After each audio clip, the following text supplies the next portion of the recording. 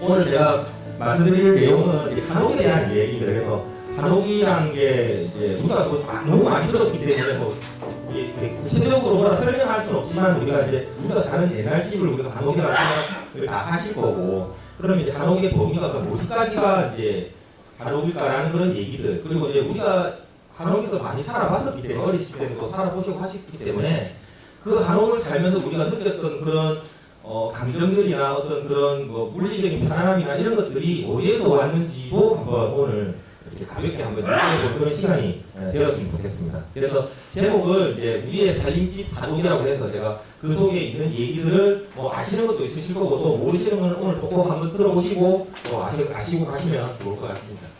그 얘기를 좀 해보겠습니다. 그래서 오늘 제가 얘기는 한옥이 어떻게 구성되어 있는지를 조금 말씀을 드리고 이제 그 안에 숨어져 있는 얘기들을 또 말씀을 드릴 거고, 이제 토요일에 또 이제 답사를 가신다고 들었습니다. 예당촌에. 그래서 그 예당촌 가시면 볼 건물들을 제가 몇 개 소개를 해드리는 순서로 그렇게 진행하도록 하겠습니다.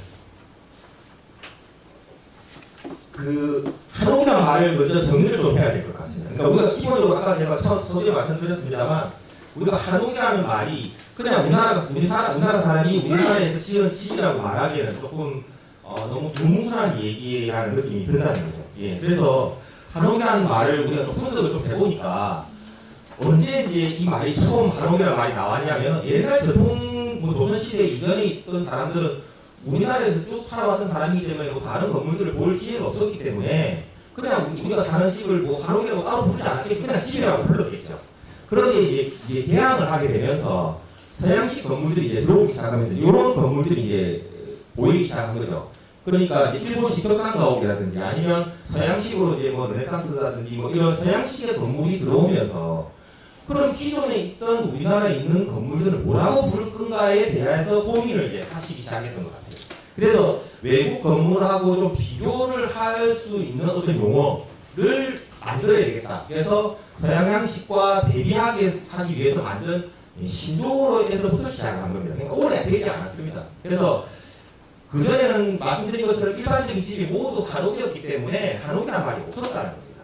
그런데 이제 서양식 건물이 주로 많이 지었던 특히 이제 서울의 정동길에 남아있던 기와집들을 가르쳐서 저 집을 어떻게 뭐라고 부를 거냐 해서 이제 그런 것들이 이제 한옥이다 라고 하면서 이런 것들이 용례가 되었다라고 하는 이제 설들이 있습니다.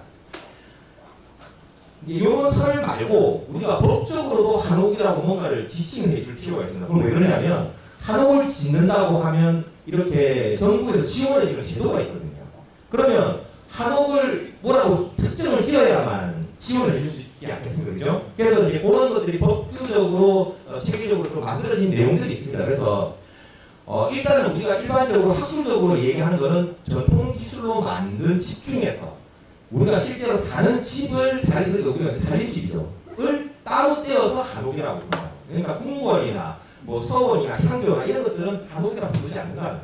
예, 그런 것들은 그냥 우리가 전통 건축이라는 표현으로 두뭉술하게 표현하고 한옥이라고 얘기할 때는 이제 지목자를 쓰기 때문에 살림을 하는 집을 우리가 한옥이라고 이제 부르게 된 겁니다. 그래서 요게 사전에 등장을 한 것은 1975년대부터 등장을 했다고 합니다. 한옥이라는 말이. 그래서 우리나라 사람이라는 한자와 집이라는 옥자를 붙여서 이제 한 민족의 집이다라고 이름을 만든 것이고, 그래서 이제 정확하게 이제 참 이게 우리 이 정말 쓸데없는 연구를 하시는 분들끼리는 이제 이걸로 많이 싸워요. 그러니까 우리나라에서 살아야만 되느냐, 우리나라에서만 지어야 되느냐, 우리나라 사람이만 여기 그 지역에만 있어야 돼. 이렇게 자꾸 북한을 하고 싶어 하거든요. 그러니까 뭐 미국의 로스앤젤레스에 있는데 미국 사람이 우리나라 기술로 거기다 지금 그 한옥이라고 부를 수 있어? 이렇게 물어본다는 거죠. 그러니까 자꾸 그걸 이제 뭐 이렇게 구분하고 싶어 하는데 제가 생각할 때는 그런 거 필요 없고, 여기 말돼 있는 것처럼 우리민족 혹은 우리민족이 정착해온 지역 등에서 그런 쪽에서 우리의 기술을 가지고 지은 집, 이렇게 두뭉술하게 얘기하는 것이 좋겠다.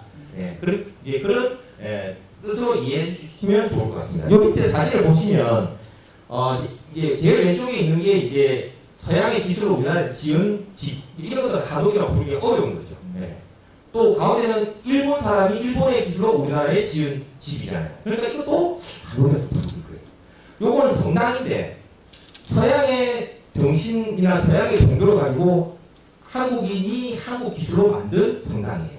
이름을 한국어로 못 부르냐 이런 얘기가 이제 자꾸 나오게 되는 거죠. 예, 우리가 생각하는 일반적인 한옥은 이런 개념이지만 이런 집들과 구분하기 위한 어떤 그런 사전적인 의미도 조금 필요한 부분이 있다. 그렇게 설명드리겠습니다.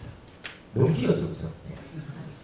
그 한옥의 구조를 이제 간단하게 설명을 드리면 이렇습니다. 기둥을 세웁니다. 예, 돌을 놓고 그 돌 위에 기둥을 세우고 그 기둥을 서로 연결해서 지붕을 올리는 구조라고 보시면 될 것 같습니다.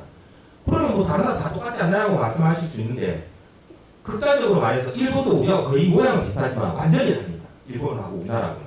일본은 그 지붕을 뜯어보면 이제 우리가 여기 지금 요 건물을 보시면 요 기둥이 있고 기둥이 그 사이를 이렇게 지나는 보호가 있을 겁니다. 그죠? 그 보호가 이제 지붕의 가중을 받아주게 되는데 일본은 그 위에 안에 트러스로 되어 있습니다.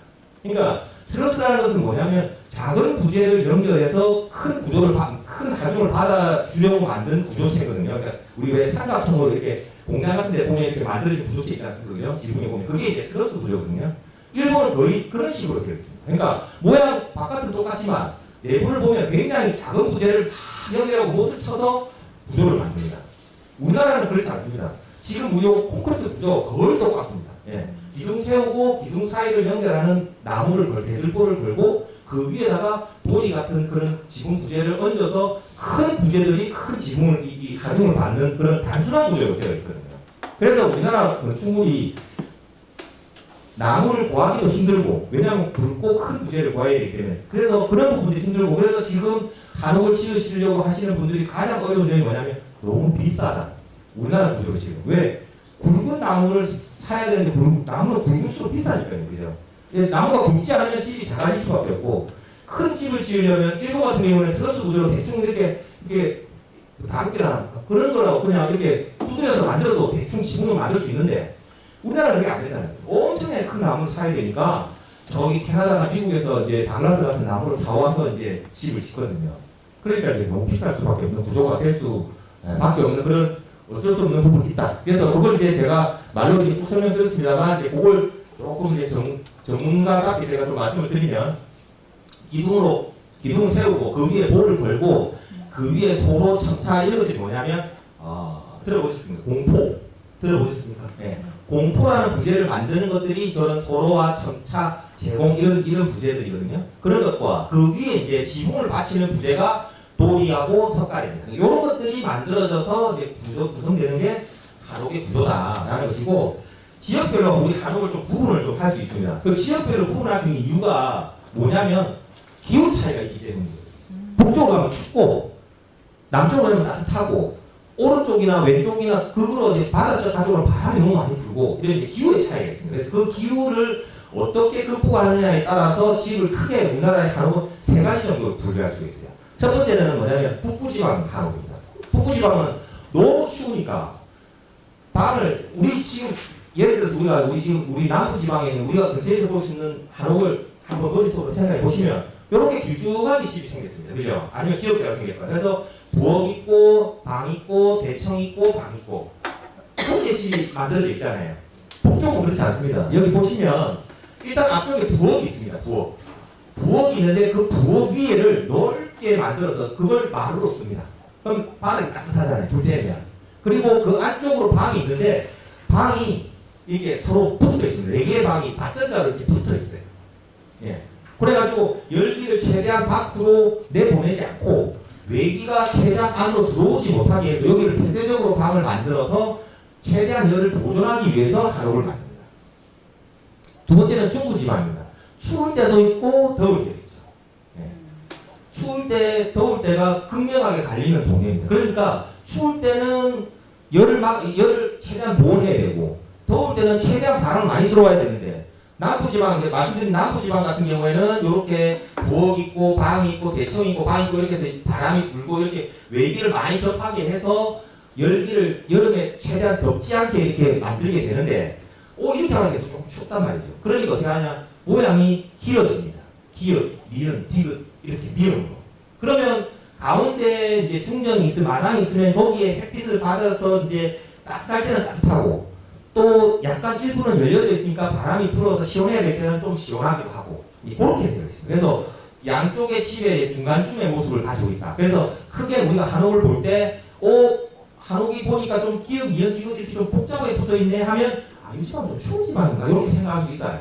예. 그러면 그런 집들은 대부분 어디냐면 산밑이거나 아니면 좀 여기 경남 지방 중에서 좀 추운 지역이거나 함양이나 뭐 이런 곳에 가면 기역이나 미연 이렇게 아니면 저기 어디니까 저 하동이 아니고 저 어디니까 저 경북의 안동이나 이런 데 가시면 디귿자, 리을자 이런 것들이 많습니다. 거기 왜 조금 춥거든요 겨울에. 예, 산간지방이다 보니까. 그래서 거기하고 우리하고 이렇게 다른 모습들이 있다. 그래서 한옥이 기후를 극복하기 위해서 모양들이 달라졌구나 이렇게 생각해 주시면 좋을 것 같습니다.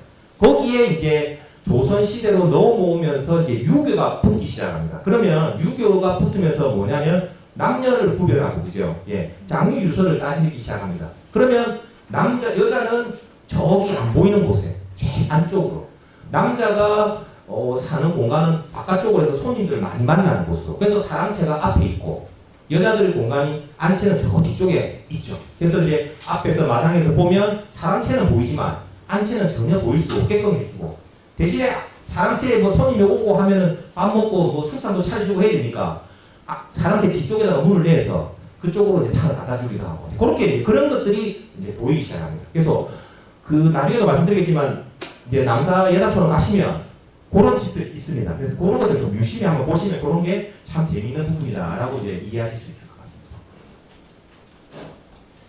이제 그럼 이제 한옥을 어떻게 짓는지 순서를 좀 우리가 이런 이름들은 조금만 아시면 참 좋을 것 같아요. 왜냐하면 우리가 이렇게 한옥이나 이렇게 답사를 다니시다 보면 다 그냥 거의 똑같은 집처럼 다 보이시잖아요, 그죠? 그리고 뭐 저도 이제 사찰을 많이 다니지만 사찰 병전 이렇게 같이 이렇게 모시고 다니면 다 똑같은데 뭘 또 봐 하면서 이렇게 앉아서 쉬신단 말이죠. 근데 그걸 조금만 볼 줄 아시면 참 재밌는 부분들이 많거든요. 그걸 보는 거의 방법의 가장 1번이 용어를 아는 겁니다. 우리가 영어를 배우려면 단어를 외우듯이 기본적인 용어는 조금만 알아두시면 좋을 것 같아요. 첫 번째가 뭐냐? 우리나라 건축의 특징 중에 가장 큰 것 중에 하나가 기단입니다. 건물들 다 기단이 있는 거 아니야? 라고 말씀하실 수 있겠지만 중국이나 일본 건물은 기단이 없습니다. 희한하죠. 네, 없습니다. 우리나라만 기단을 씁니다. 예, 비가 오고 벌레들이 쉽게 올라오지 못하게 일부러 우리나라는 기단을 만듭니다. 근데 왜냐하면 나무가 썩으면 안 되니까. 근데 중국은 왜 오냐? 중국은 오히려 일반 살림집은 벽돌집이 많습니다. 예, 벽돌집이 많고 나무로 지은 집이 잘 없어요. 일본은 어떻게 하냐? 그냥 썩으면 교체합니다. 예, 그리고 비가 너무 많이 오기 때문에 마루를 만드는 형태로 가기 때문에 직접적으로 이렇게 기둥을 이렇게 땅에다 세우고 이렇게 잘 안 됩니다. 그래서 조금 차이가 있어요. 어쨌든 그래서 우리나라 전통 건축의 특징 중에 하나를 꼽으라 하면 기단입니다. 그래서 기단이라는 것은 뭐냐? 집을 짓기 위해서 이렇게 단을 만들어 놓은 한 단 더 높게 이렇게 높이를 높여 놓습니다. 그래서 빗물이 치지 않고 벌레나 이런 것들이 충해들이 바로 직접적으로 나무에 침범하지 않도록 높이는 거거든요. 그래서 뭐 족담이나 뭐 대돌이나 이런 말들을 이제 비슷한 말로 썼습니다. 근데 이 기단이라는 것이 원래 땅보다 조금 높게 만드는 거기 때문에 이게 상징적인 의미가 있습니다. 그래서 기단의 기는 건축물이나 성곽, 담장대, 구조물을 올려놓기 위해서 만든 걸 전부 다 기라고 합니다. 그리고 단이라고 하면 어떤 행위를 하기 위해서 만든 이런 토대를 말하는 거예요. 그래서 기단이라고 하면 어떤 행위를 하기 위해서 우리가 높게 만든 어떤 형태의 위치다라고 그렇게 이해를 하시면 될 것 같아요. 그래서 건물의 기단도 있지만 사직단, 성농단 이런 걸 뭐냐면 신에게 기도하는 곳이거든요. 예, 왕이 기도하는 곳입니다. 그래서 사직단, 성농단이 있고 첨성대 그 밑에 또 기단이 있습니다. 예, 기단이 있고 또 우리 석탑에도 기단이 있습니다. 혹시 석가탑 머릿속에 떠오를 수 있으십니까? 석가탑이 몇 층입니까? 3층 석탑이죠. 근데 실제로 가보면 초등학생들 보고 이거 몇 층이냐 물어보면 5층이래. 왜 그러냐? 기단이 2단위를 쓰겠습니다. 기단이 2개가 있고 그 위에 이제 지붕 모양으로 된 게 3개입니다. 그러면 3층 석탑입니다. 그러니까 밑에는 뭐가 있는 건 아무 상관이 없습니다. 이 지붕 모양으로 만든 게 몇 개가 있는지를 세어봐야 됩니다. 그래서 가봤는데 기단이 2개인데 3층이네? 그러면 대충 옆에 있는 분한테 이거 동의신할 거야 하면 거의 90% 맞습니다. 네, 99% 맞다고 해도 됩니다. 그러니까 모양은 좀 다른 것 같은데 기단이 2개인데 위에 탈이 3개네 3층이네 3층 석탑이네 그래 동의신하야 이렇게 이야기하면 엄청 똑똑한 사람 되는 겁니다. 엄청 간단하죠. 네. 그리고 있고 통도사에 이제 가 보시면 통도사에 그 대웅전에 가시면 그거 아십니까? 석가모니 불이 없습니다. 아십니까? 네. 예, 왜 없습니까? 네, 뒤쪽에 진신사리가 있잖아요. 그래서 진신사리가 있으니까 부처님의 가짜 모양을 만들 필요가 없죠. 진짜가 저기 있는데. 그러니까 그걸 볼 수 있게 가운데다 구멍을 이렇게 뚫어서 혀를 뚫어서 뒤를 볼 수 있게 만들었잖아요. 그러니까 부처님을 모신 곳이기 때문에 여기도 단이죠. 예, 예. 그래서 금강계단입니다. 예. 그래서 그런 어떤 신성시할 수 있는 곳이나 누군가를 뭐 우리가 기도하거나 뭐 그런 어떤 행위를 하는 장소로 우리가 단을 만든다. 그렇게 생각하시면 될 것 같습니다. 이 기단은 처음에는 원래는 없었어요. 기단을 만든다는 걸 생각할 수 없었습니다. 왜냐하면 그때는 기술이 우리가 이제 옛날에 진짜 구석기 시대를 생각해 보면 이게 돌도끼 이런 걸로 이제 땅을 파고 뭐 이렇게 했을 건데 우리가 움집이라고 하죠. 움집 같은 걸 만들게 되면 신석기쯤 되면 이제 땅을 파서 집을 만들거든요. 근데 이제 뭐 매듭을 묶으려면은 매듭을 묶을 수 있는 밧줄이 있어야 되잖아요. 근데 밧줄도 없죠. 예, 만질 줄 모르니까요. 그냥 나무 돌로 이렇게 대충 깎고 와서 이렇게 대충 얼기설기 얽어서 이렇게 움집처럼 이렇게 움막처럼 짓거든요. 그러다 보니까 이게 넘어지기도 쉽고 비가 오면 물이 다 들어차기도 하고 엄청 맨바닥에 잘라니까 춥고 그렇거든요. 그러니까 그때는 어떻게 했느냐? 바닥을 팠습니다. 이렇게 60cm 정도 땅을 파요. 그러면 바람의 영향도 좀 누워 있으면 이제 위로 바람이 지나가니까 좀 덜 춥고 그러니까 이제 거기 따뜻하다는 걸 아시게 된 거죠. 알게 된 거죠. 근데 말씀드린 것처럼 비가 오고 하면 이거 엄청 불편하니까 이걸 어떻게 하면 좋을까? 그리고 기술이 계속 발전하면서 어떻게 되냐? 이게 점점 땅으로 올라옵니다. 예, 그래서 이제 청동기가 되면 한 20-30cm. 이제 그 이후에 철기 시대가 되면 이제 철로 된 그 장비로 이제 도구들로 이제 나무를 깎기도 하고 이제 끈을 묶어서 만들기도 하고 이제 그러면서 이제 건물이 제대로 된 형태가 만들어지면서 그때부터는 이제 기사를 이제 만들기 시작한 거죠. 우리나라의 건축의 특징이라고 제가 말씀을 드렸습니다. 그죠? 그래서 중국은 민가에는 잘 설치하지 않는다. 왜? 이렇게 벽돌로 집을 짓는다. 그리고 일본은 마루가 많이 발달해서 이거 그냥 교체하면 되기 때문에 굳이 단을 돌로서 이렇게 뭐 쌓고 이렇게 하지 않는다. 예, 그렇게 이해하시면 될 것 같습니다. 다음에 일본이나 중국 가셔서 한번 유심히 보시면 또 좋은 비유가 될 것 같습니다.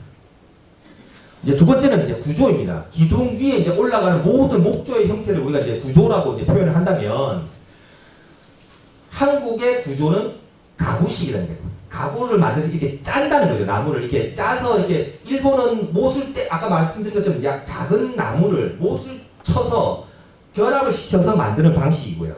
우리나라는 나무 하나하나를 전부 다 이렇게 하나씩 파서 끼워 맞추는 형식입니다. 그래서 네, 그렇게 형태가 되어 있고요.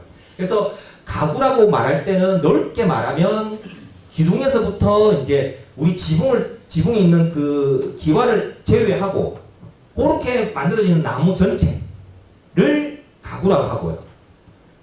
좁게만 말하면 우리가 같이 공부하는 사람이 가구법이 뭔데라고 물을 때는 뭐냐면 지붕 부위만 말하는 겁니다. 네, 그게 특징이 있거든요. 우리나라 건물을 분류하는. 그래서 그렇게 두 개로 그냥 이런 뜻이 있다라고 생각을 해주시면 좋을 것 같아요. 그러면 우리나라 가구식 구조가 장점이 있고 단점이 있습니다. 그러니까 우리나라는 왜 일본처럼 그렇게 만들지 않았을까라고 생각한다면 제가 볼 때는 우리나라의 기술법이 훨씬 더 좋았기 때문입니다. 예, 그냥 철물을 치지 않고 나무만으로 건물을 지을 수 있는 기술법이 있었던 거죠. 일본은 그게 안 되니까 못을 쳐서 어쨌든 여기저기 가세를 대어서 안 흔들리게, 안 무너지게 만든 것이고요. 우리는 정확한 구조 계산을 통해서 요 정도로 만들면 집이 되어지겠구나, 지붕을 받을 수 있겠구나라고 계산이 되어진다는 거죠. 그런 것들이 기본이 된다는 가정하에 말씀을 드리면 첫 번째, 가구식의 구조의 단점은 이겁니다. 아까도 말씀드렸지만 나무라는 게 무한정 길지 않고 무한정 굵지 않기 때문에 규모가 한계가 있습니다. 그죠? 어쩔 수 없이 한계가 있습니다. 무한정 가다가는 가운데가 부러져 버리니까 안 되고 기둥도 마찬가지로 무한정 올라갈 수가 없습니다. 그래서 우리나라는 높은 건물이 잘 없잖아요. 그죠? 지금 있는 거 해봐야 뭐 팔상전, 그죠? 법주사 팔상전 가시면 그게 뭐 한 5층 정도 규모의 이제 건물인데 그 정도밖에 안 돼요. 그것도 나무를 이렇게 몇 번을 연결을 해가지고 그렇게 올려놓은 거거든요. 그러니까 이제 구조가 튼튼할 수가 없죠. 그래서 높게 넓게는 잘 안 됩니다. 그러면 어떻게 하느냐? 굉장히 큰 건물을 짓고 싶어요. 어떻게 하냐? 길게 지을 수밖에 없는 거죠. 예. 계속 똑같은 방식으로 계속 하는 게 이거 종묘거든요, 그죠? 종묘 그러니까 이제 그 역대 왕들의 시내를 쫙 모셔야 되는데 그걸 다 한 공간에 넣고 싶은데 못 넣으니까 길게 집을 만드는 거죠. 예. 그래서 이제 그것 때문에 이제 일대 태조부터 어떤 식으로 놓을 거냐에 대한 싸움을 이제 하기도 하고 이 태정, 태세, 문단세 이렇게 할 것인가? 태정, 태세, 문단세 이렇게 할 것인가? 이렇게 할 것인가? 순서가 있잖아요, 그죠? 그러니까 누구를 왼쪽에 놓을 거냐, 누구를 가운데 놓을 거냐, 누구를 오른쪽에 놓을 거냐, 누구를 옆방에 놓을 거냐 이런 것 때문에 엄청 많이 싸웠어요. 왜냐면 우리 때 우리가 모셨던 이 왕은 이 사람보다 높은 사람 같은데 그럼 우리를 왼쪽에 보내줘 아니 우리를 오른쪽에 보내줘 이렇게 할 거 아닙니까, 그죠? 그것 때문에 엄청나게 많이 싸웠어요. 그래서 그 법까지 말씀을 드리면 너무 나가는 거고 하여튼 그런 것들이 있었고요.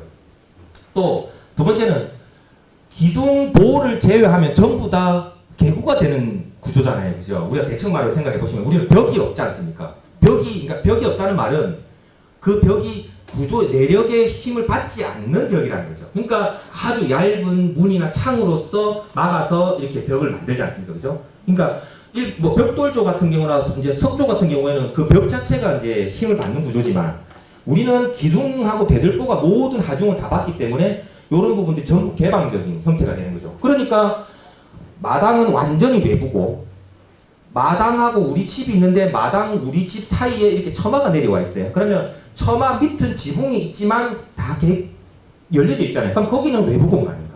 또 대청에 앉으면 지붕과 양쪽에 벽은 있지만 앞뒤로 열려있으니까 그럼 그것도 내부인가 외부인가? 대청 안에 들어가면 방들이 다 있고 앞에 창문만 있는데 이건 내부인가 외부인가?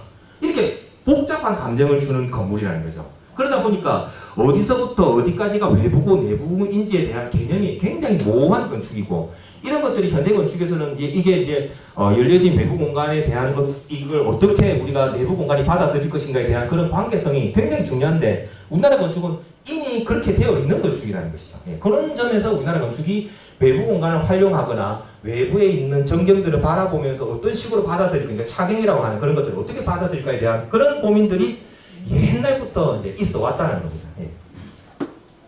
그러면 이제 제가 이제 용어 이제 몇 개 이제 외우면 좋겠다고 이제 말씀을 드렸는데 요거 정도는 알면 참 좋을 것 같아요. 어려운 건 아닙니다. 첫 번째, 보는 다 아시잖아요, 그죠? 예, 기둥과 기둥을 가로질러서 예, 지붕을 받치는 부재는 예, 보라고, 그러니까 대들보 뭐 이런 말 쓰시지 않습니까? 그럼 도리는 뭐냐면 여기하고 여기하고 이제 기둥이 이렇게 가는 게 이제 대들보라고 했는데 대들보를 가로질러 가는 거를 우리가 도리라고 합니다. 예. 그러니까 지붕의 모양이 이렇게 생겼을 때 앞뒤로 지나가는 건 대들보고 지붕의 모양대로 지나가는 건 도리입니다. 그럼 도리는 무슨 역할을 하냐? 도리에다가 석가래를 얹는 겁니다. 예. 그러니까 요렇게 지붕이 삼각형으로 되어 있으면 제일 위에 꼭대기 용마루 있지 않습니까? 용마루하고 요 기둥하고 이렇게 삼각형이 만들어지게 되는데 그 삼각형이 석가래가 이렇게 올라가려면 얘들이 뭔가 받치는 게 있어야 되지 않습니까? 그 받치는 부재가 돌입니다. 우리가 잘 안 보이는데 어디 가면 보실 수 있냐면 우리 저 상량문 요 집에 가면 대청 위에 상량문 쓰신 거 이거 한 번씩 보시잖아요, 그죠? 옛날 집에 가보면 그 위에 있는 게 돌입니다. 요렇게 지나가는 게. 예, 동그랗게 생긴 부재가 있습니다. 그래서 보시면 아마 아시게 될 겁니다. 그래서 도리가 있고요. 대공은 뭐냐면 대들보 위에 해서 용마루를 만드는 도리를 받는 부재입니다. 그러면 우리가 삼각형을 만들게 되면 여기 기둥, 대들보 지나고 위에 삼각형 꼭지점 있지 않습니까? 그 꼭지점에 지나가는 도리를 받는 부재를 우리가 대공이라고 합니다. 예. 동자조는 우리 그냥 넘어갈게요. 이건 어려워요. 설명하기 너무 어렵습니다. 창방은 뭐냐? 기둥과 기둥을 이렇게 가로지르 가는 것을 제가 보라고 했지 않습니까? 그러면 요렇게 가려지지 않고 요렇게 옆에 있는 친구하고 연결되는 부재가 있을 거 아닙니까? 서로 엮어야 되니까. 그게 창방. 네. 그러니까 요렇게 지금 요렇게 사각형의 집이 있으면 요렇게 삥 외곽을 뚫리는 볼을 따로 창방이라고 부른다는 겁니다. 예. 한옥에서는. 그리고 평방은 뭐냐면 평방은 잘 없는 부재인데 어디 가면 있냐면 사찰에 대웅전에 가면 반드시 있는 부재입니다. 뭐냐? 사찰에 가면 우리 이렇게 막 건물이 엄청 화려하지 않습니까? 그죠? 그 화려한 이유가 기둥 위에 이제 이렇게 포를 짜게 되는데, 기둥 위에 포를 짜면 그 기둥 위에만 포를 짜는 것이 아니고 지붕이 너무 무거우니까 기둥하고 기둥 사이에도 이렇게 포를 짜거든요. 그러면 포가 많으니까 우리가 그걸 다포식이라고 한단 말입니다. 그래서 이제 포가 많다 해서 다포식이라고 하는데, 기둥하고 기둥 위에는 기둥이 있으니까 그 위에다가 이렇게 포를 짜면 되는데, 기둥하고 기둥 사이에는 기둥이 없는데 그 위에 포를 짜야 되잖아요. 그럼 뭔가 받쳐줘야 되잖아요. 그죠? 걔가 평방입니다.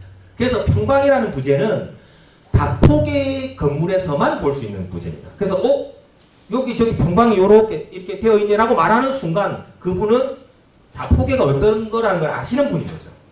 그러면 사찰 대웅전 갔을 때 여기는 평방이 넓게 잘 만들어져 있네 이렇게 그냥 한 말씀 하시면 뭐 그런 것도 알아요 이렇게 이야기하실 수 있죠. 네. 얼마나 쉽습니까, 그죠?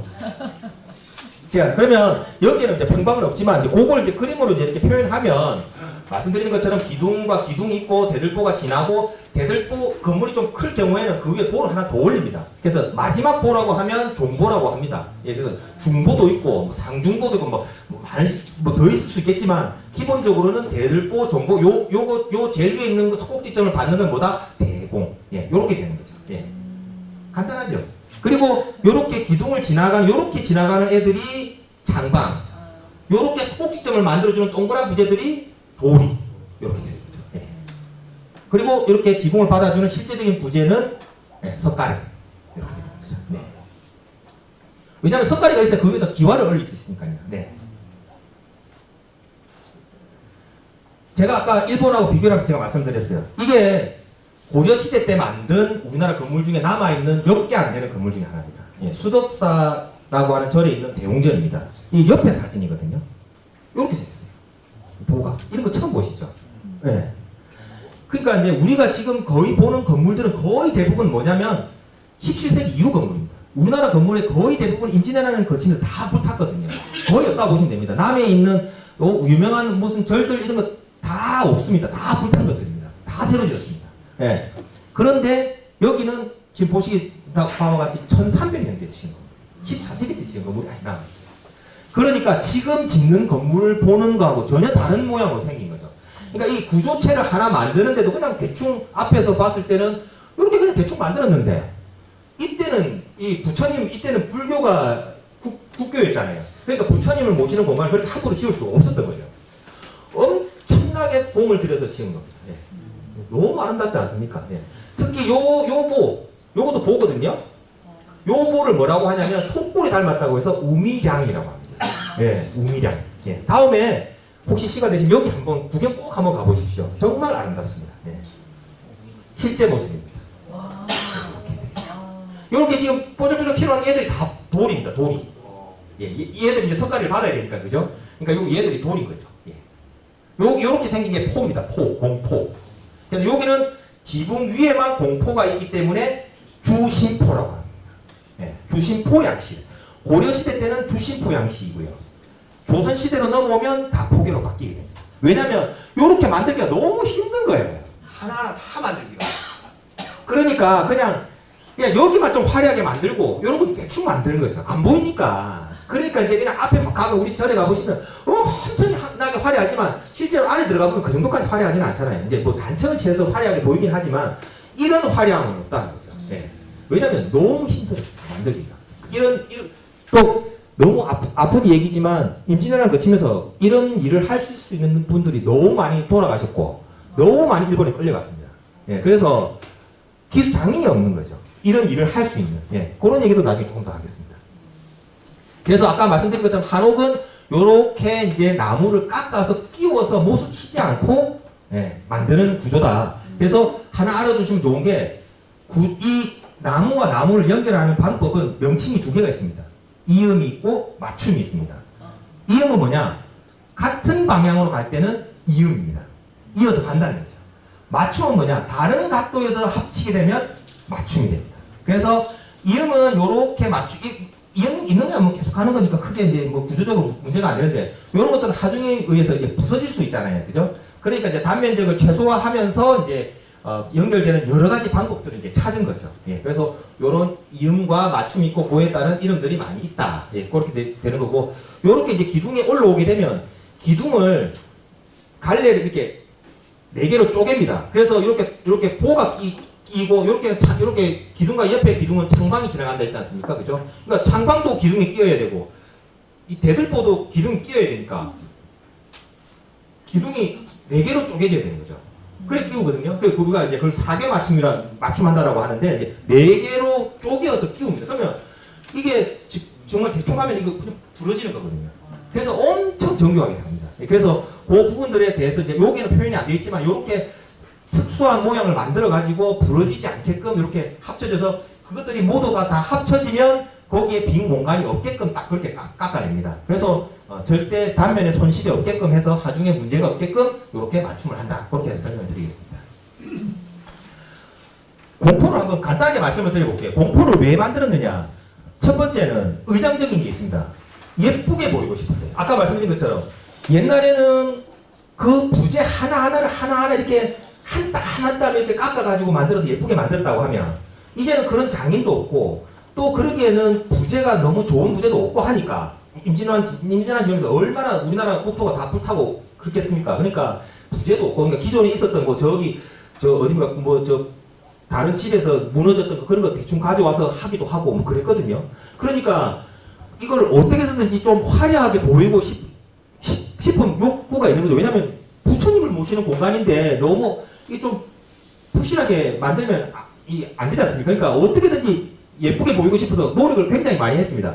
그런 이유 중에 하나가 이렇게 공포로 만드는 거예요. 그러니까 작은 부재를 여러 개를 겹겹 쌓아가지고 이제 밑에서부터 부채꼴로 커지는 거죠.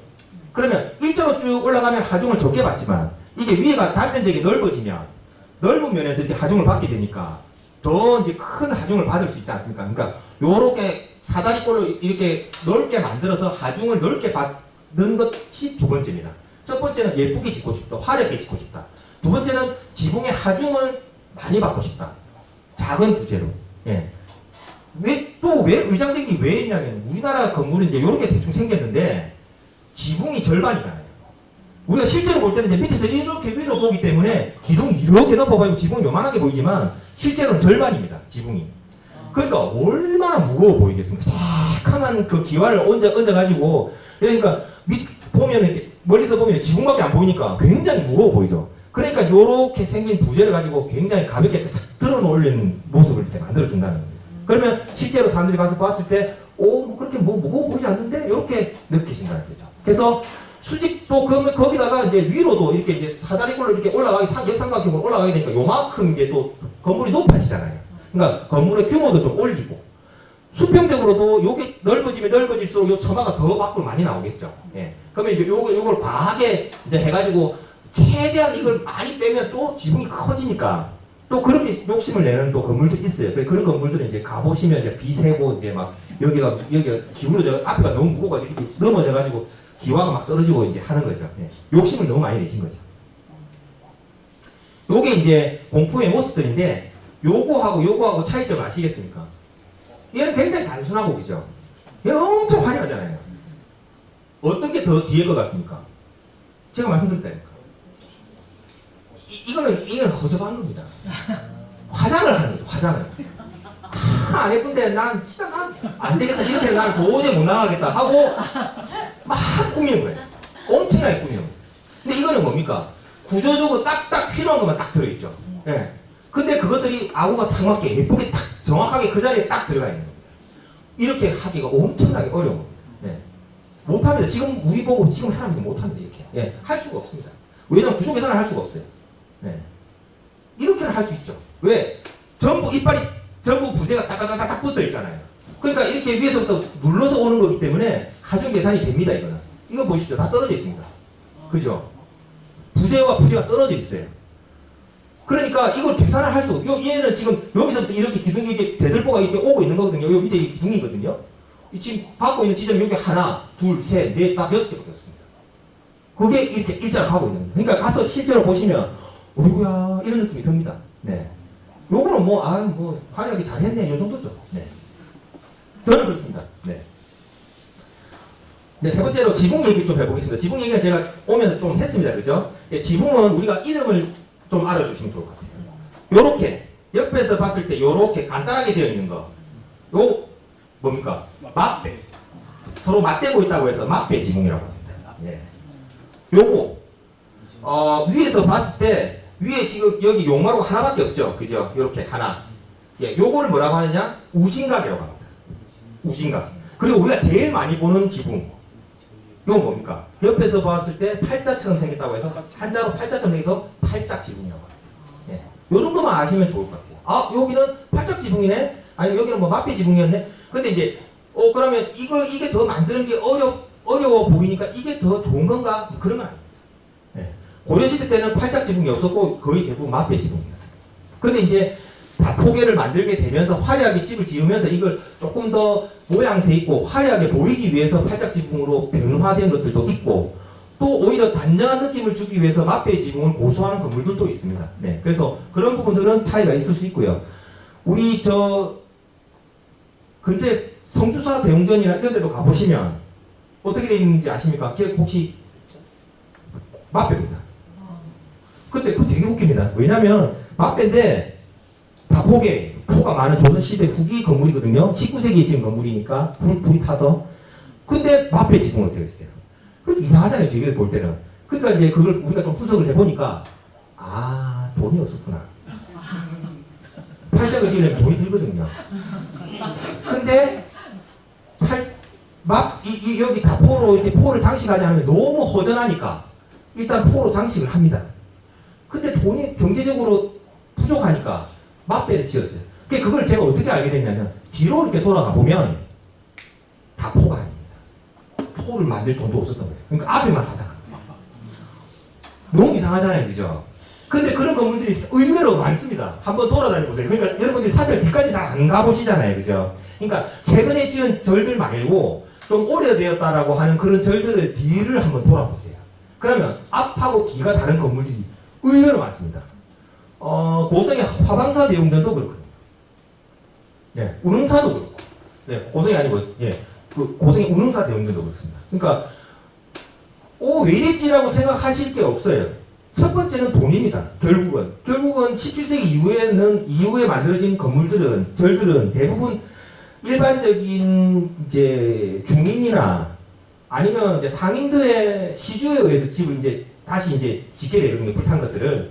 이제 뭐 옛날처럼 왕이나 왕실의 도움을 받아서 지은 게 아니고. 그러니까 이제 시주 돈 받아가지고 거기 맞춰서 짓는 거죠. 그러면 뒤를 잘 지을 필요는 없잖아요. 안 보니까. 우리도 안 보는데, 지금.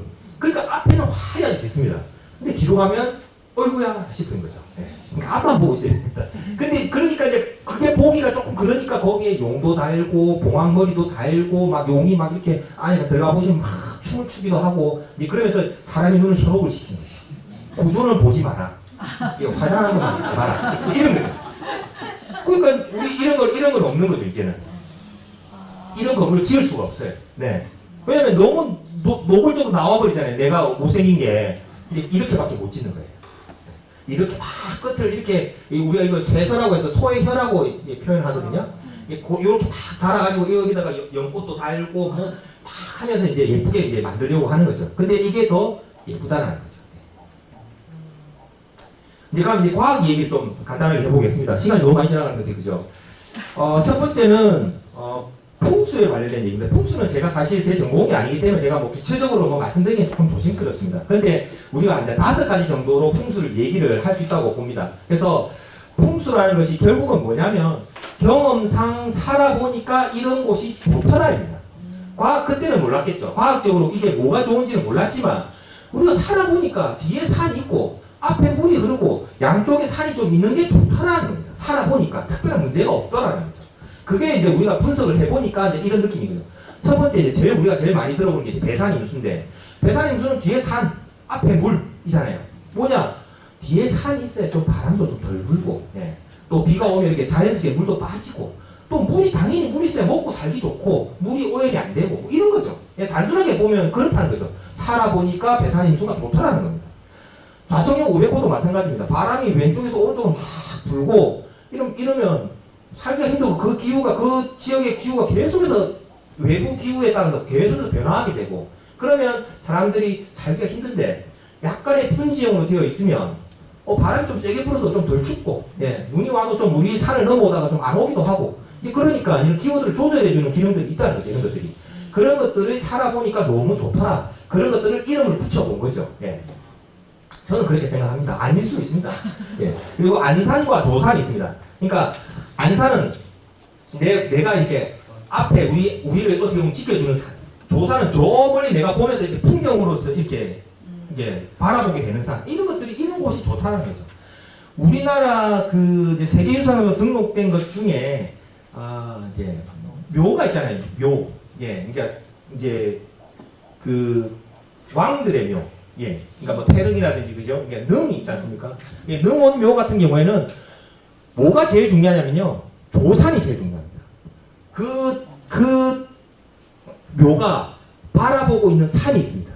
예. 그래서 우리가 이제 대관행위를 이제 만약에 하게 되면 그 능이나 원묘 같은 왕의 무덤 앞쪽에 있는 산이 있는데 그 산을 막으면서 건물을 지을 수가 없어요. 법으로 그렇게 엄청나게 세게 규제합니다. 그래가지고 그걸 어겼다가 한번 크게 뉴스에 나온 적이 있었죠. 김포 장릉이라고 옛날에 얼마 전이었습니다. 거기 아파트를 어마어마하게 크게 지었어요. 그게 그 앞에 있는 조산을 안산을 전부 다 가린 거죠. 그래가지고 그걸 아무도 모르고 있다가 어떤 사람이 이상한 이제 위원이었겠죠. 이상한 데가 된 거죠. 이거 허가받니? 그러면서 문제가 커졌어요. 근데 이미 이제 입주 날짜는 다가오고 있었고 아파트 철거해라 말라 그래서 문화재청하고 그 아파트 건설 회사하고 소송이 붙었었어요. 네. 그리고 결국은 아파트에서 이겼습니다. 네. 너무 재밌죠?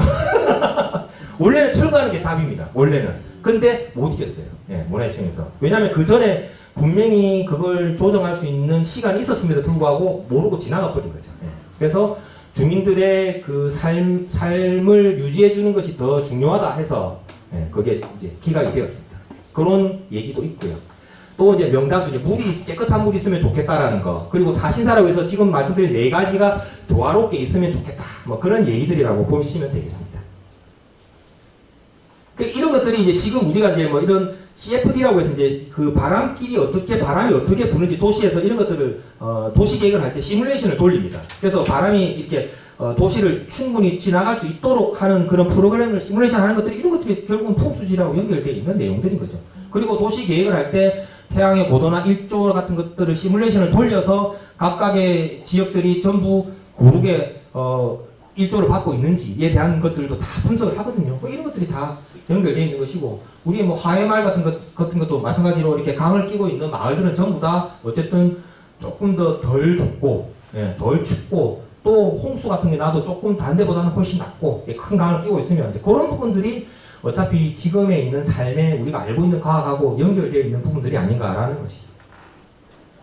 두 번째는 이제 온돌입니다. 온돌은 너무 잘 아시니까 뭐 제가 뭐 특별하게 설명은 드리진 않겠습니다. 근데 이제 저도 이제 어릴 때 집에서 이제 불을 떼면 이제 그때 이제 연탄불이죠. 연탄불을 떼면 그 부분만 이제 장판지가 새카맣게 변하지 않습니까? 그리고 이제 점점 멀어지 그러니까 그 근처는 이제 아버지가 이제 뜨거워도 거기서 주무시는 거고, 이제 두꺼운 이불을 놓고 주무시고 이제 순서대로 쭉쭉쭉 이렇게 짜고 했는데, 근데 온돌은 오히려 그렇지 않아요.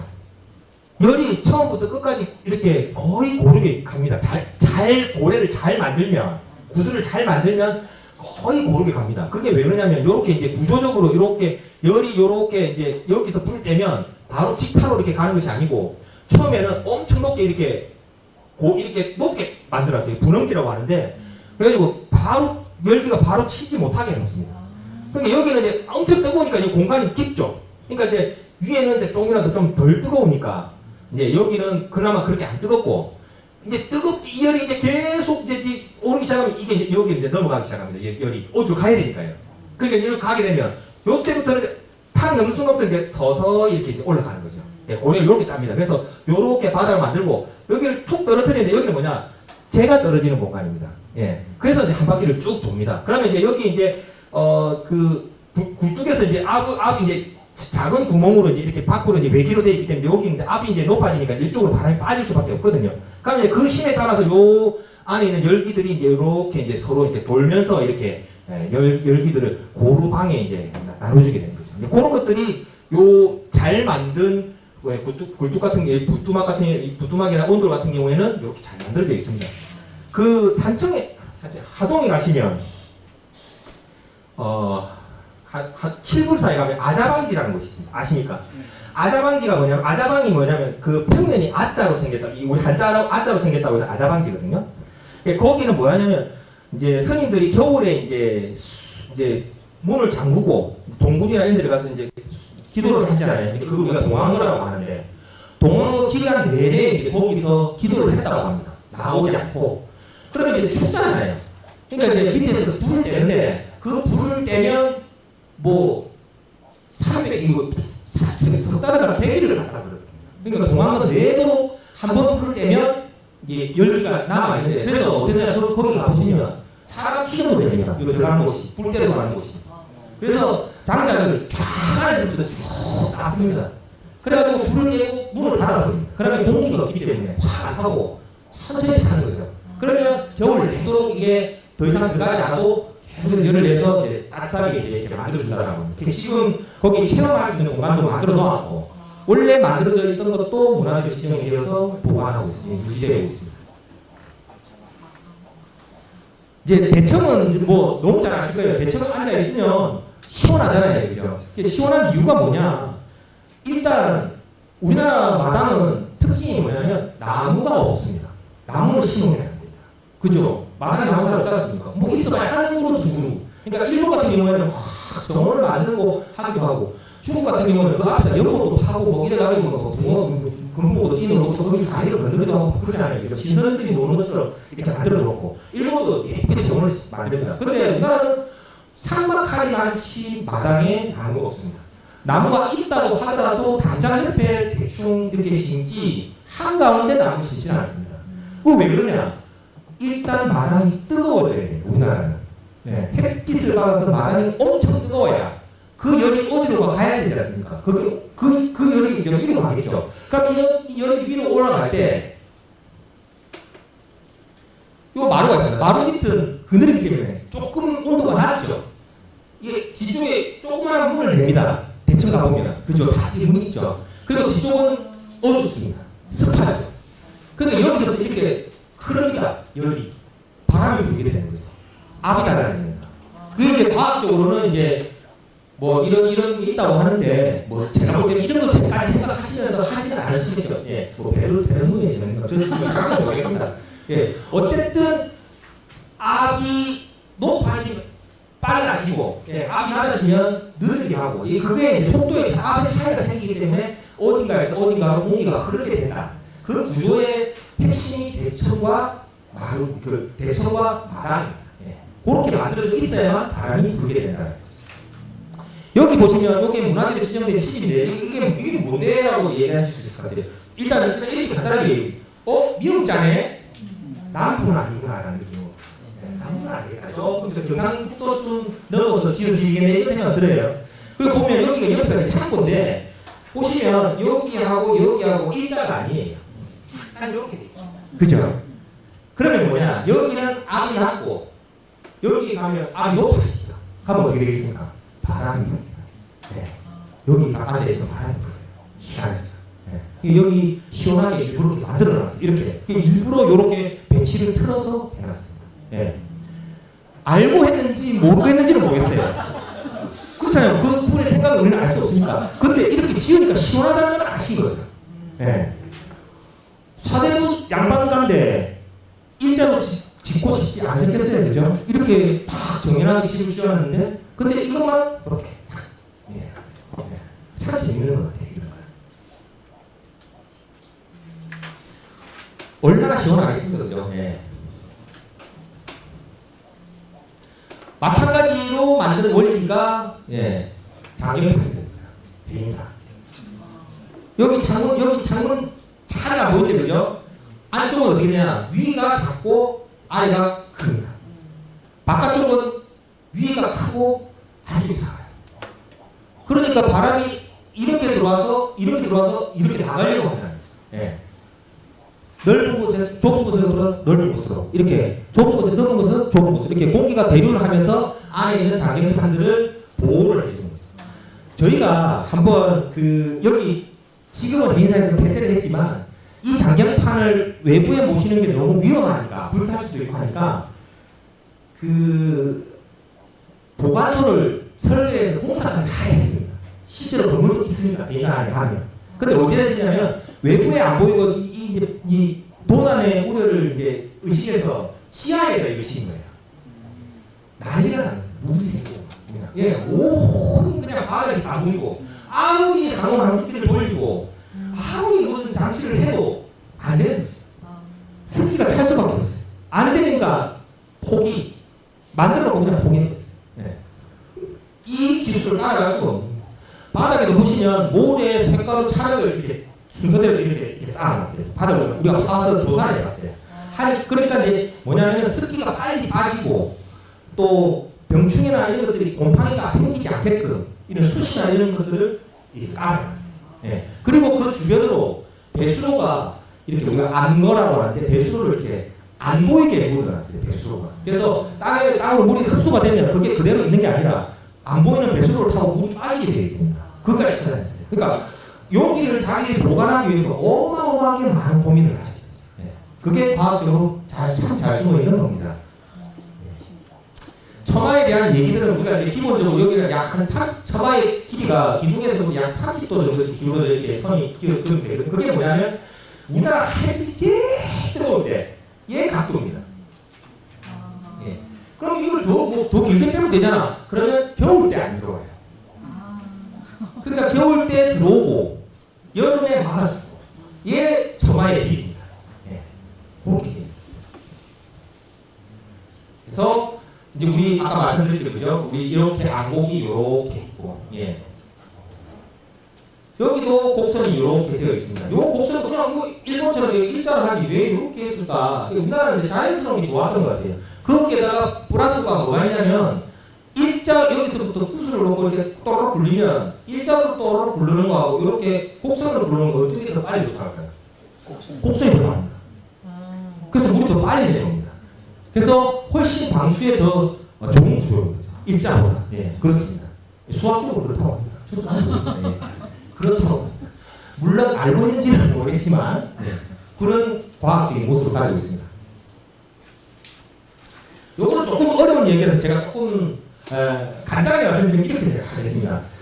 우리나라 불교 건물 이제 사찰 대웅전도 그렇고 이건 그리스 신전이거든요. 그리스 신전도 그렇고 동일한 건 뭐냐?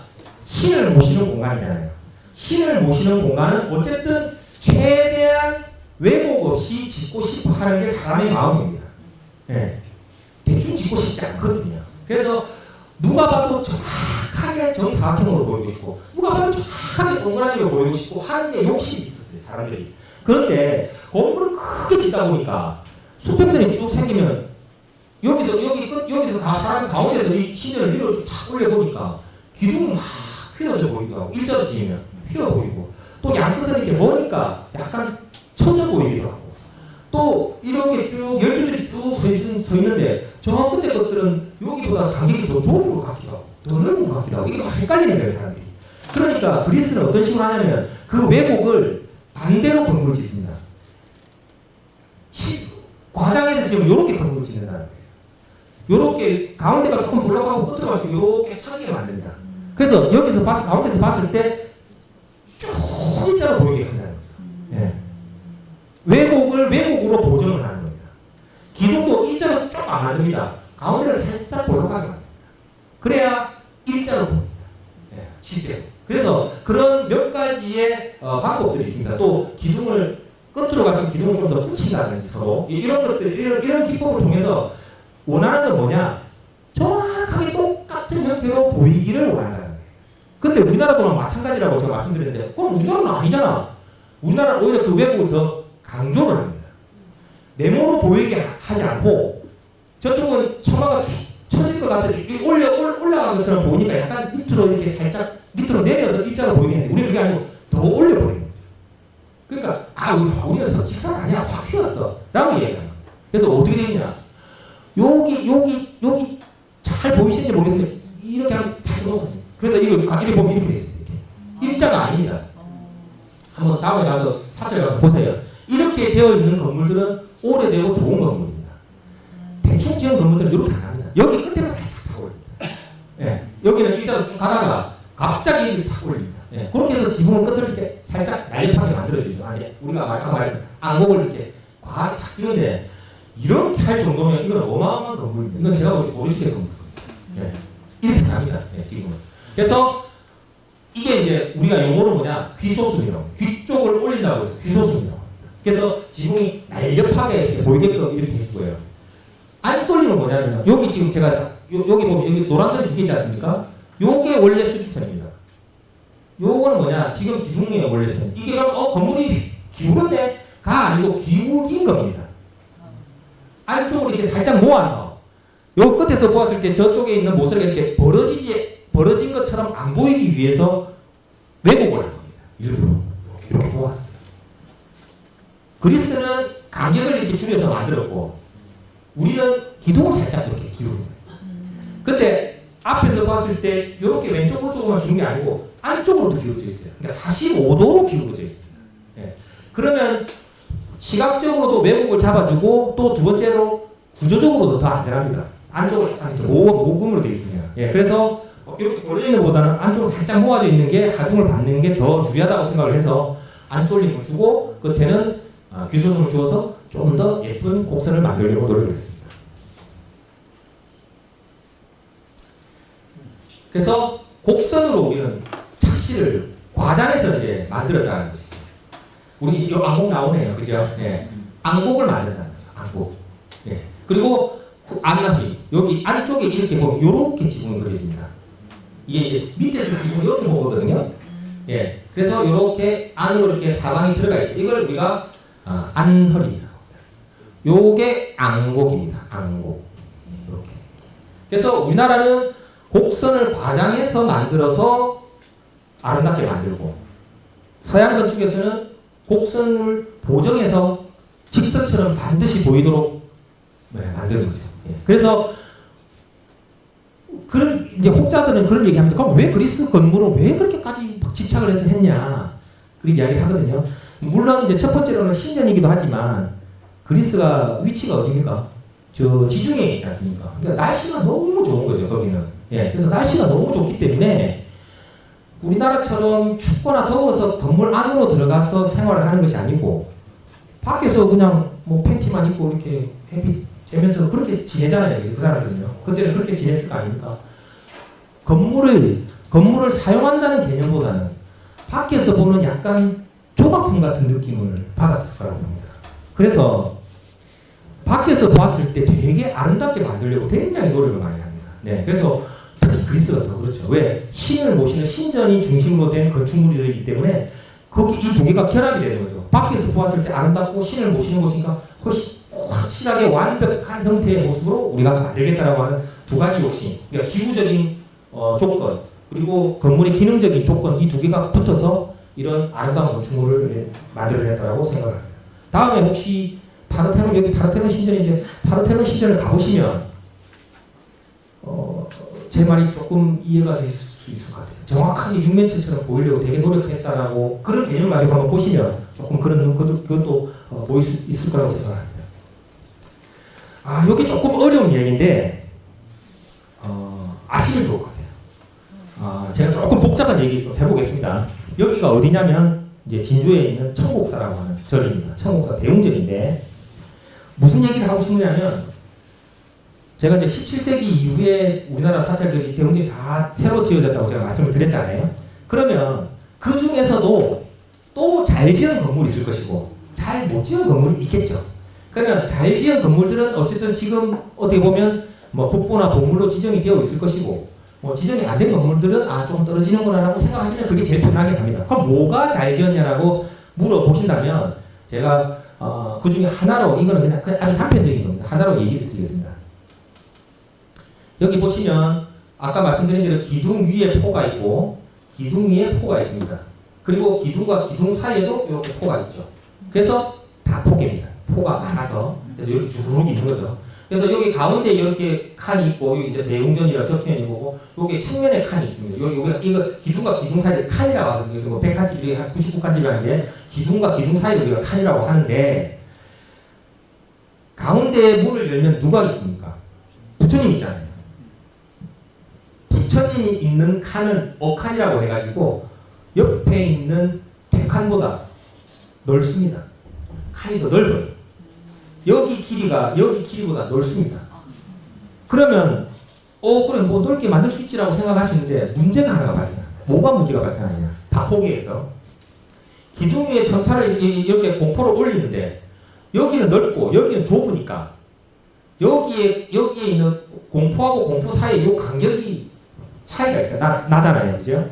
그러면 어떤 문제가 있냐면 여기 부처님을 이렇게 그려놨습니다. 우리가 이걸 이제 포와 포 사이에 있는 벽이라고 해서 포벽이라고 부르는데 포벽이 생긴 모양이 우리가 공포가 이렇게 삼각형으로 이렇게 올라간다고 했잖아요.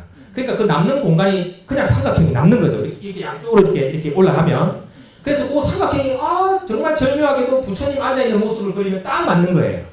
그래서 이렇게 부처님 앉아있는 모습을 이렇게 다 그려놓거든요. 위에 좁깃한 부분에 머리하고 광배 있고 이제 이렇게 가부좌 틀고 있는 자세를 이제 그리게 되는데 그럼 딱 삼각형인데 여기하고 여기가 크기가 다르니까 요 포벽의 크기가 똑같을 수가 없어요. 똑같은 숫자로 나누면 여기가 만약에 3m고 여기가 6m면은 여기는 1m 간격이지 3개면 1m 간격이 여기 2m 간격이 되잖아요. 그럼 공포의 크기는 다 똑같으니까 포벽의 크기가 달라져요. 그럼 포벽의 크기 달리면 그게 뭐 어때서 이렇게 말씀하실 수 있는데 이게 굉장히 눈에 거슬립니다. 쭉 가다가 모양이 달라지는 거예요. 정갈색이 떨어지는 거죠. 화장을 엄청 열심히 해가지고 막 그려놨는데 본판이 바뀌는 거죠. 그러니까 그게 보기가 되기 싫어요. 거기다가 여기 부처님까지 그려놓으니까 사람들 눈이 더 가는데 그러니까 눈이 들어오는 저 포백의 모양이 어디가 차이가 나냐면은 여기는 비슷한데 여기 위에 여기 머리가 크기가 달라져요. 이게 넓은 것도 있고 좁은 것도 넓은 것도 좁은 이게 되거든요. 이게 아마 그때 목수들이 너무 신경 써야 되는 것 같아요. 그래서 어떻게 하느냐 포백을 줄일 수 있는 방법은 요 공포의 부재를 키우는 것밖에 없거든요. 그래서 여기에 있는 공포들은 여기에 있는 공포보다 크기가 큽니다. 조금 더 커요. 근데 이 친구 요쪽과 요쪽을 공유하는 요 공포는 넓은 쪽도 있고 좁은 쪽도 있잖아요. 크기가 달라요. 이렇게 조금 차이 납니다. 진짜 조금. 그러니까 이게 무슨 얘기냐면요. 자 이렇습니다. 목수가 있습니다. 여기 목수 한 명이 짓는 게 아니잖아요. 수십 명이 올 겁니다. 그러면 이제 대목수가 이제 자기 밑에 있는 목수들한테 이렇게 이야기하겠죠. 너 이 크기의 점차 100개 만들어 깎아 할 거 아니에요. 이렇게 못 시키는 거죠. 가운데 그래서 왼쪽으로 이렇게 100개 이렇게 말 못하는 거예요. 그러면 간단하잖아요. 그러면 30명 10명한테 이게 100개 정도가 아니거든요. 몇백 개 들어가거든요. 요거 300개. 뭐 10명에서 그럼 30개씩 우리 깎으면 되긴 하는데 니는 여기 얼마 여기 몇분 이렇게 차이 나게 니는 요게 5개. 니는 요게 이렇게 또 여기 이렇게 이거 차이 나게 또 위에 또 있잖아요. 이렇게요. 이렇게 또 있지 않습니까? 계속 있거든요. 위로 계속 올라가거든요. 또 요 몇 개, 니 몇 개. 전부 일일이 설명해야 됩니다. 그게 뭡니까? 돈이죠. 그렇지 않습니까? 돈이지 않습니까? 공장 돌리듯이 나무를 깎을 수가 없다는 거예요. 전부 하나하나 일일이 가르쳐서 어떻게 깎아라. 이거 몇 개. 계속 대목이 확인하면서 해야 돼요. 돈 드는 일입니다. 청곡사는 그렇게 되어 있습니다. 요거 눈에 안 보입니다. 그래서 이 안 보이는 거를 하기 위해서 이런 노력을 했다는 거죠. 왜? 부처님을 모시는 것입니다. 네. 내가 시주를 이렇게 많이 했는데 너가 집 이렇게 지어갖고 이 꼴배기 시를 만들어 나 안 한다. 내 시주 한번 내 쌀 300개 내주라. 어떡할 겁니까 그러면? 그죠? 네. 불공을 드리는 심정으로 이렇게 청차 하나하나 다 깎았을 겁니다. 네. 다만 시간이 지나면서 그런 장인들이 돌아가시고 그만한 이제 불교에 대한 그런 애착이 없어지고 해서 지금 여러분들이 보시는 절에 가시면 이렇게 보시면 이런 건물들이 이런 대형전이 있습니다. 정 안 든다. 뭔가 민민하다. 느낌이 썩 없다. 그런 것들은 거의 이런 거 없이 그냥 일괄로 깎았다 보시면 됩니다. 네. 똑같이 깎아놨습니다. 네. 그 차이가 이런 조그마한 디테일의 차이가 어마어마한 결과물의 차이를 만들어낸다. 그래서 다음에 혹시 사찰에 나와서 보실 때 저 포벽 저거 여기하고 저 가운데하고 옆에하고 포벽의 머리의 크기가 다르네? 그러면 이 점차의 크기가 똑같은 거예요. 그렇죠? 점차의 크기가 다 똑같으면은 여기는 넓어질 거고 고백이 여기는 좁아지겠죠. 예. 그런 것들을 보실 수 있는 눈이 생기면 참 좋겠다. 예. 그렇게 말씀드립니다. 이제 남사마을에 대해서 이제 간단하게 좀 설명을 좀 드리겠습니다. 선생님 저 몇 시간 얼마쯤 남았을까요? 지금 22분 남았어요. 아 예, 거의 뭐 잘 왔네요. 예. 그래서 남사마을은 이제 저희가 이제 경남에서 우리가 가볼 만한 마을을 몇 개를 꼽으라 하면 이제 제일 첫 번째가 이제 함양에 있는 지곡 마을입니다. 예, 그 일두 정여창 고택이 있는 지곡 마을을 이제 가장 첫 손에 꼽고요. 이제 두 번째가 이제 남사 마을을 꼽는 것 같습니다. 두 마을은 큰 차이. 그리고 이제 요즘에 이제 뜨는 이제 진주의 지수, 예, 부자 마을이라 해가지고 뜨는 동네가 있죠. 그 세 개가 각각 그 마을이 만들어진 시기가 다릅니다. 지곡 마을은 조선 초기부터 있었던 마을이고요. 그죠? 정신상 선생이 조선 초기 때 사람이니까요. 여기 남사 마을은 이제 17, 18세기 조선 시대 후기 이제 상인들이 임진왜란 이후에 상인들이 이제 권력을 이제 경제적인 이제 이런 기반들이 마련되면서 본인들이 어느 정도 이제 사회적인 지위도 얻게 되고 그러면서 조금 구성된 혼합된 시종 마을이라고 볼 수 있어요. 여기.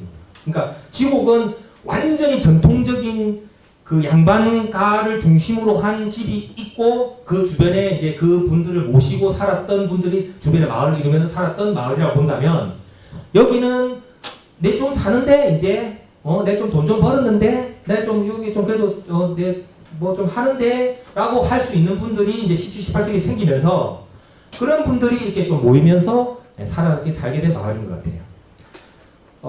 지수마을은 그보다 또 훨씬 뒤죠. 그러니까 18세기 후반, 19세기 초반에 이제 그 동네에서 진짜 말 그대로 이제 돈을 좀 버신 분들이 모여서 이제 생겨난 마을이라고 볼 수 있을 것 같습니다. 이제 우리가 건축적인 이제 제가 전통 건축을 보는 입장에서 그래서 여기를 가보면 그런 특징들이 지곡마을하고 조금 다른 모습이 조금은 저는 보이는 것 같아요. 그게 이제 뭐 어떻게 받아들이실지는 모르겠습니다만 남사 예담촌 같은 경우는 예담촌이잖아요. 예담촌의 이름의 어원을 아십니까? 혹시 왜 예담촌이라고 지었는지? 예스러운 담장? 예, 담장이 예쁘다. 그래서 예스러운 담장들이 많다 해서 담장을 이렇게 이름을 붙인 거거든요. 그리고 여기는 되게 독특하게 담장이 문화재로 지정이 되어 있습니다. 예, 그 담장이 너무 예뻐서. 그런 곳이 의령에 하나 더 있거든요. 의령에도 마을이 있는데 그 마을에도 담장이 문화재로 지정이 되어 있어요. 예, 그래서 거기는 담장을 함부로 손을 못 대면 여기도 마찬가지고. 예, 수리를 하려면 허가를 받아요.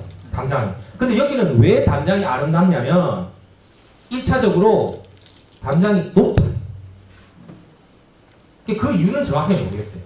담장이 지곡 마을에 비해서 높습니다. 우리가 일반적으로 우리가 그 양반 집이나 뭐 옛날 한옥이나 생각해 보면 왜 나무가 이렇게 감나무가 이렇게 담장 넘어가지고 이렇게 길 밖으로 나와 있고 뭐 따먹고 뭐 이렇게 담장 아래에서 뭐 이렇게 얘기도 하고 뭐 이런 얘기들을 막 우리가 떠올리게 되잖아요. 여기는 그럴 수가 없어요. 가보시면 담장이 엄청 높습니다. 담장이 높은 거는 이유가 있겠죠. 첫 번째는 프라이버시를 보호하고 싶다라는 게 1차적인 목적이겠죠. 예. 그리고 그 담장이 높아짐으로 인해서 그 길이 어떻게 보면 예뻐진 거죠. 폐쇄성을 가지게 되면서 이게 확 트여 있지 않고 시각이 이렇게 길이 담장이 이렇게 우리 시야를 막으면서 그 길이 이제 우리 눈에 보이는 거죠. 건물이 눈에 보이는 게 아니고 길이 눈에 보이게 되고 그러니까 그 길이 예쁘고 그러니까 문화재로 지정이 된 거죠.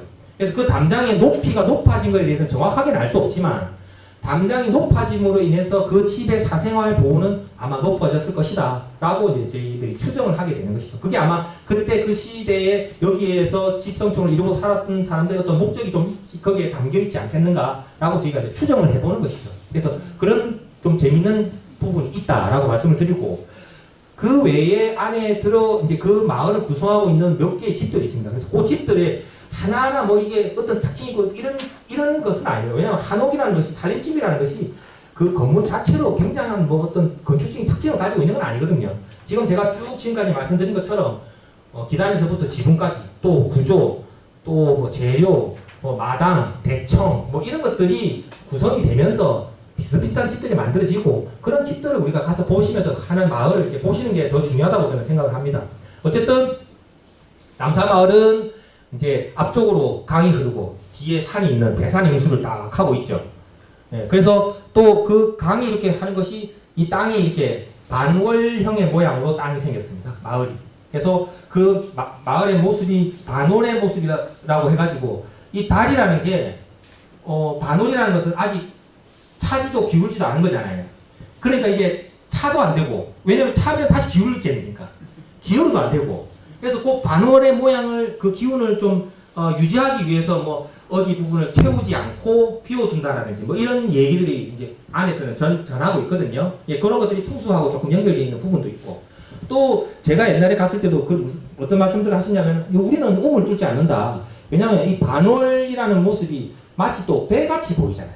그래서 행주형이라고 합니다. 그래서 배형이라고 해가지고 배에는 구멍을 뚫으면 배가 가라앉으니까 우물을 뚫는 걸 굉장히 극도로 조심스러워했다. 또 그렇게 말씀들을 하시더라고요. 근데 그게 가능한 이유가 앞에 물이 흐르니까 그게 가능한 얘기지. 물이 없는데 우리가 뭐 반월형이고 이런 얘기를 할 수가 없었겠죠. 어쨌든 이제 그런 재미난 얘기들을 가지고 있는 그런 마을이라고 볼 수 있을 것 같습니다. 그리고 또 여기 보면 암수 쌍용 형국이라고 해서 요렇게 이제 좌청룡 우백호처럼 이렇게 산들이 이렇게 둘러싸고 있는데 그게 꼭 마치 용이 꼬리에 꼬리를 물고 이렇게 서로 이렇게 둥글둥글하게 이렇게 모여 있는 것 같다 해서 이게 좀 뭐 복도 많고 다산다 할 수 있는 그런 동네다. 뭐 이렇게 해서 동네의 기운이 좋다 이렇게 얘기를 하셨던 것 같습니다.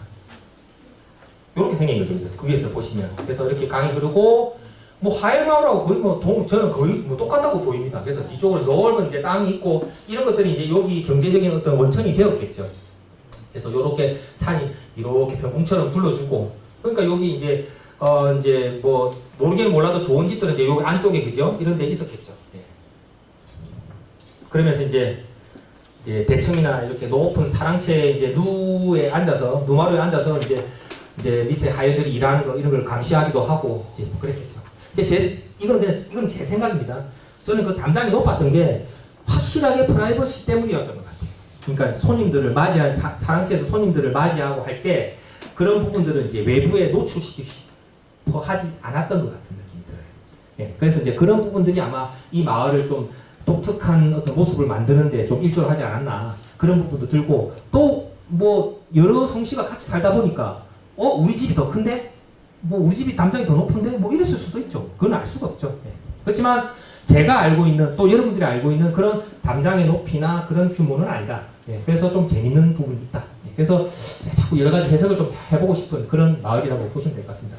문화재로 지정되어 있는 이시고가라는 곳이 있어요. 여기 이제 여기는 이제 그냥 딱 보는 순간 우리가 이거 뭐 안채구나. 그죠? 여기가 창고니까. 예. 창고 옆에 안채가 당연히 안채 옆에 창고가 있어야 이렇게 곡간에서 뭘 가져오겠죠. 그죠? 그러니까 곡간채는 요 지붕 요렇게 생겼잖아요. 그죠? 요거 아까 제가 말씀드린 요게 우진각 지붕입니다. 예. 우진각 지붕이고요. 요게 이제 팔짝 지붕이고. 그래서 이렇게 보면 기단을 높게 하고 요렇게 이제 안채가 높게 이렇게 만들어져 이렇게 높이 올라와 있는 모습이고요. 그 곡간채 같은 경우에는 요렇게 이제 벽을 탄벽으로 이렇게 만들어서 공기가 쉽게 통할 수 있게끔 그렇게 해주는 그런 모습도 보이고요. 또 마당은 네모나고 안에 정원은 동그랗게 해가지고 뭐 이게 뭐 그런 음양의 조화를 뭐 꾀한다 뭐 이런 사실 저는 이게 맞나 싶어요. 아까 말씀드린 것처럼 우리나라 마당은 이렇게 하는 건 잘 없습니다. 잘 하지 않습니다. 하더라도 한쪽에 이렇게 몰아서 거기다가 방지 혹은 연지라고 해가지고 조그마한 못을 이렇게 만들고요. 그 못에다가 이제 뭐 조그마한 뭐 이렇게 산을 뭐 석가산이라고 조그마한 산을 만든다든지 뭐 아니면 연꽃 정도를 띄워서 그 앞에 있는 누마루에서 이렇게 바라보는 정도지 그렇게까지 이렇게 음양의 조화를 위해서 이렇게 하시는 않는 이런 것도 좀 독특한 것 같아요. 최시고가 되어 있습니다. 요게 이제 사랑채거든요. 앞에 딱 마당을 두고 요렇게 이제 띄워져 있고 이렇게 난간이 있는 걸 우리가 누마루라고 하거든요. 예, 누라는 것이 이제 이렇게 띄워져 있는 곳, 그런 건물을 우리가 누라고 하는데, 이 누로 만든 마루다 해서 누마루인데, 여기에서 이제 남자 주인이 앉아가지고 손님들 맞이도 하고, 그러면서 이 앞에 있는 정원을 바라보면서 얘기도 하고, 시도 쓰고, 이제 그렇게 하는 공간인 거죠. 그리고 이제 요쪽으로 이제 안채로 들어가는 이제 공간인데 여기서는 이렇게 탁 보면 안채가 바로 안 보입니다. 이 벽으로 가려져 있어요. 그래서 이제 그렇게 이제 구조를 만들어 놓은 게 지수 마을로 가면 조금 좋은 허성구 고가나 이런 데는 마찬가지로 그렇게 돼 있어요. 그러니까 안채하고 이게 밖에서 보았을 때는 위에서 보았을 때는 미음자인데 그러니까 안채가 있고 사랑채 있고 곡간채 있고 뭐 이렇게 되어 있는데 요렇게 바로 들어가서 보이진 않고 여기 벽을 살짝 만들어서 어쨌든 하고 들어갈 수 있게끔 그렇게 이제 만들어놨죠. 그런 부분들은 이제 남부지방 한옥의 특징이기도 합니다. 왜냐하면은 입자로 되어 있는 건물들을 이렇게 배치를 통해서 이렇게 만드는 거거든요. 그래서 이제 아까 말씀드린 중부지방 같은 경우는 니은자, 미음자 이런 거기 때문에 이런 형식이 아니고 마찬가지로 북부지방 또 겹집이라고 해서 방을 이렇게 밭전자로 붙이니까 이런 집은 이제 있을 수가 없는 거죠. 그러니까 남부지방에 격식이 있는 집에서만 나타나는 어떤 그 남녀를 구별하기 위한 공간을 구별하기 위한 방법이라고 보시면 됩니다. 그런 것들이 재밌다. 그래서 가서 보시면 좋겠다. 그리고 여기는 이제 제식입니다. 제식. 그래서 이제 조금 이제 뒤쪽으로 올라가셔야 되는데 여기까지 가실 수 있을지는 모르겠습니다. 근데 이제 뭐 그냥 뭐 시간 내시면 한번 가보시면 좋을 것 같아요. 뭐 설화로 임진왜란때 뭐 이순신 장군이 여기에 뭐 오셨다고 하는데 건물은 1857년 됐지. 그러니까 이제 그 전에 건물이 있었겠죠. 어떤 집이 있었고 그 집이 이제 임진왜란 때 불탔을 거고 그래서 이제 제시를 짓는데 그 옛날 그 장소가 옛날에 이순신 장군님이 왔던 그 묵었던 집인데 그 자리에다가 내를 모시주라 내 신의를 좀 거기서 제사를 좀 지내라 하셨을 수도 있죠. 그래서 그런 얘기가 남아있는 장소다. 그렇게 말씀드리겠습니다. 그리고 이제 아까 말씀드린 그 담장입니다. 이 보시면 엄청 높죠. 그러니까 교류가 안 되잖아요. 이 집하고 이 집이 서로 교류가 안 되지 않습니까? 그러니까 저는 그게 의문인 거죠. 우리나라 집에서 이렇게까지 담장이 높게 진 데는 저는 잘 못 봤거든요. 그래서 이런 것들이 좀 얘기를 좀 우리가 이렇게 뭔가 옛날 사람들의 생각을 좀 이렇게 읽어보고 싶은 궁금증을 유발하는 제 입장에서는 그런 공간이라고 저는 말씀드릴 것 같습니다. 그래서 아까 말씀드린 것처럼 이렇게 이쪽으로 시야를 양쪽으로 차단하다 보니까 결국 사람 눈에 보이는 건 요 길밖에 눈에 안 보이기 때문에 그 길이 아름다워 보이고 그 끝에 가고 싶어지고 뭐 그런 건축적인 기법도 우리가 느낄 수 있는 그런 좋은 우리 한옥마을만의 그런 골목길이라고 그렇게 생각합니다. 좀 말이 좀 길고 좀 빨랐습니다. 그죠? 여기까지 일단 하겠습니다. 고맙습니다.